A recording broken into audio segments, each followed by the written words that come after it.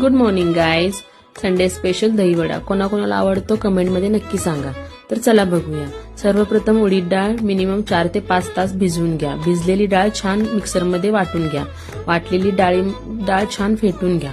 त्यानंतर त्यामध्ये finely chop garlic, green chilli, हिंग पावडर, चवीनुसार मीठ घालून घ्या. गरम तेलामध्ये मीडियम साईजचे वडे छान तळून घ्या. आज मला अगस्त्यने खूप मदत केली.